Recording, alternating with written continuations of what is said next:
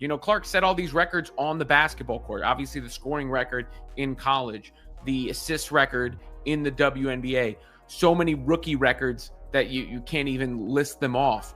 But she now has the record for a sports card trading card, for a woman's sports trading card, because she had it go for $366,000. Did you happen to catch that staggering $366,000 price tag on Caitlin Clark's rookie card?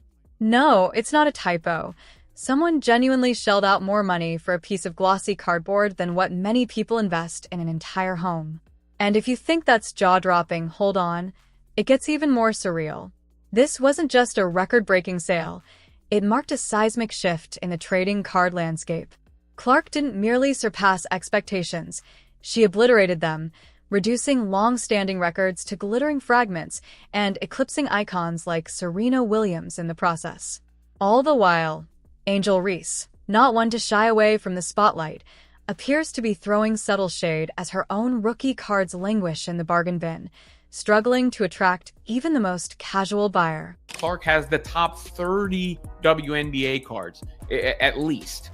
So, and the boxes for WNBA cards, like the one over my shoulder, are selling at the same level or at a higher price than NBA cards, because that Caitlin Clark rookie is in there. Let us delve into the staggering cultural and economic phenomenon currently unfolding around Caitlin Clark, a phenomenon that has not only upended the sports memorabilia market, but redefined the very ceiling of what is possible for women athletes in the modern sports economy. Her 2024 Panini Prism Gold Vinyl Rookie Card, a singular one-of-one specimen, graded PSA 10 and personally autographed, just sold for an astronomical $366,000, a sum more closely associated with real estate than cardboard. That sale didn't merely eclipse the previous record of $266,400 set by Serena Williams. It obliterated it, vaulting past it by a full $100,000, despite lacking any physical relic like Serena's match-worn apparel. Clark's card includes no jersey swatch, no game-used memorabilia, just pure ink, raw legacy, and a rising mythos captured in a blue Sharpie.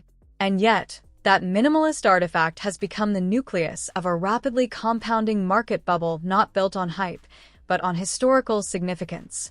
The card's value surged $130,000 in just 4 months, a trajectory so meteoric it borders on economic alchemy.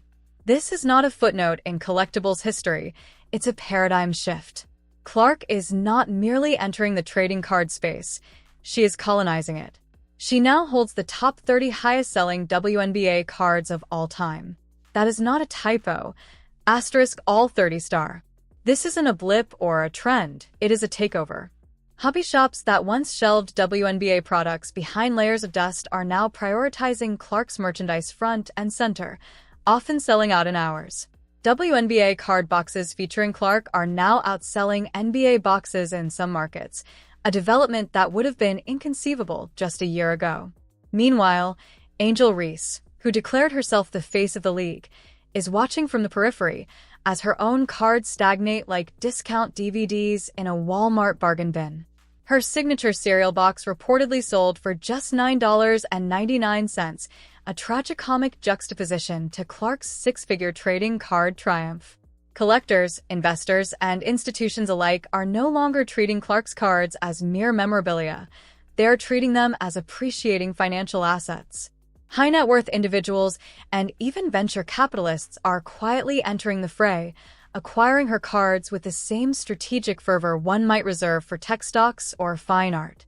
In fact, investment funds are now forming around Caitlin Clark collectibles. Yes, funds dedicated exclusively to acquiring, insuring, and reselling her cards for future profit. These aren't fanboys chasing clout. These are financial strategists chasing ROI.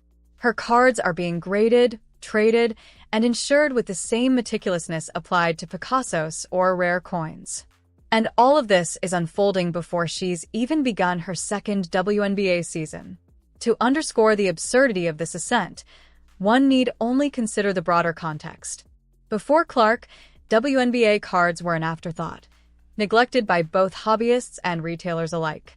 The league's trading cards were largely ignored, left to languish in obscurity. But Clark's emergence has transformed those cards from filler to financial instruments, from novelties to necessities. Her impact is so outsized that it has exposed the league's own marketing deficiencies. While she's generating multi-million-dollar value in the secondary market, the WNBA commissioner appears paralyzed, seemingly afraid to embrace the moment for fear of alienating legacy fans or activists within the traditional base. And then there's Angel Reese, no stranger to the spotlight, yet increasingly cast in Clark's shadow.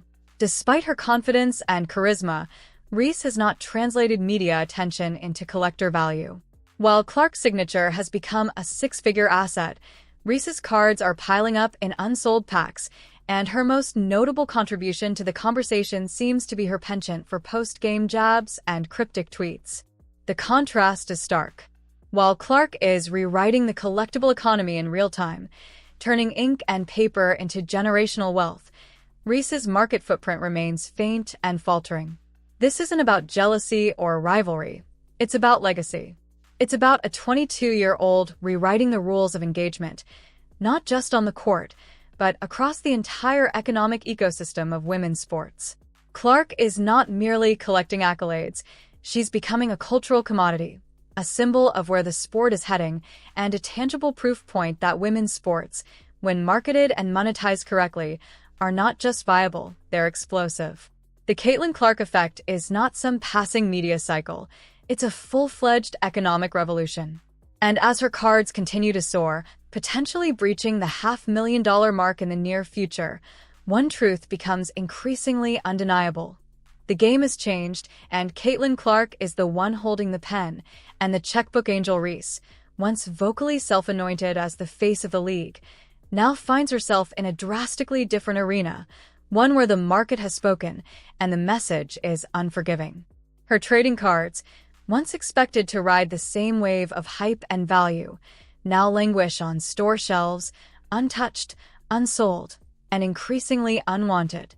Resellers are slashing prices faster than she can double-dribble, trying to offload inventory that no longer holds value in the eyes of collectors or investors.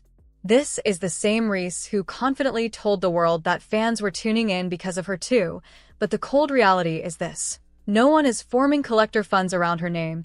No auction house is hosting curated sales featuring her rookie cards, and while she dominates Twitter timelines and social media trends, the actual capital, real, quantifiable dollars, is flooding exclusively toward Caitlin Clark. That divergence in value stings more than any online critique ever could. Because while Angel crafts her brand around defiance, rivalry, and viral soundbites, Clark is quietly constructing a financial empire. One signature, one PSA 10, one six-figure sale at a time. It's not just a tale of two players. It's a tale of two entirely different economic ecosystems. And while one thrives in speculation and spotlight, the other is being built on equity, legacy, and historic returns. The optics couldn't be more stark. While Angel stirs the pot, Caitlin secures the bag, and not the metaphorical kind. We're talking about a $366,000 rookie card that didn't just break records. It became the bedrock of a new valuation model in women's sports. Behind closed doors, league executives are feeling the weight of this moment. Because they know what many are whispering but few will say out loud.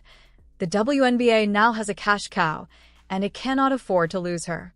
If Caitlin Clark suffers a serious injury, or if anything disrupts her astronomical rise, media executives at ABC, ESPN, CBS, and every other stakeholder in that historic $2.5 billion media rights deal, 11 times larger than the previous one, will be knocking on the commissioner's door, demanding answers. That kind of economic leap doesn't happen by accident. It requires a generational figure. And Clark is exactly that. She's not just a player. She's the gravitational center around which viewership, merchandising, collectibles, and brand visibility now revolve. Let's talk visibility.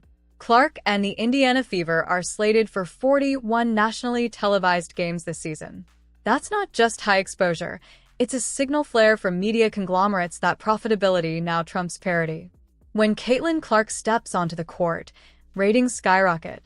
When Angel Reese does, the metrics flatline.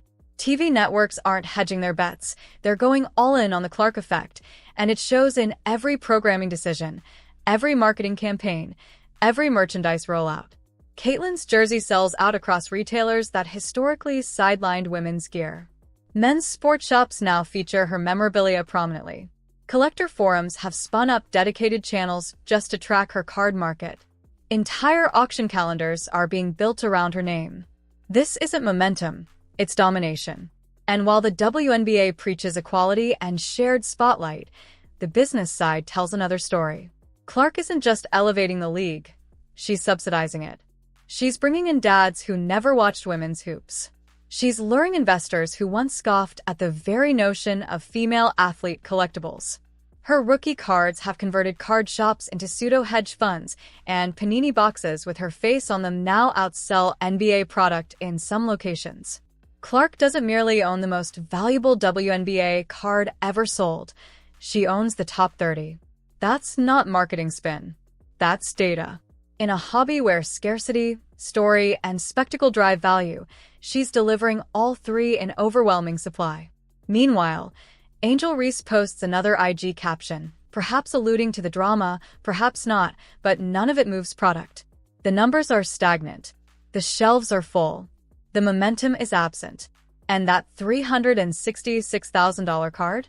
It wasn't just a personal win for Clark. It was a seismic announcement that she is the economic engine of women's basketball. That sale was a declaration. Clark isn't just redefining what a female athlete can earn. She's redefining what she's worth. The most bankable, the most collectible, the most profitable name in basketball, and we're only in year one. So are you excited yet? Let us know in the comments, smash that like button, subscribe, and turn on notifications so you don't miss a second of this historic run. Click the video on screen now, and we'll catch you in the next one.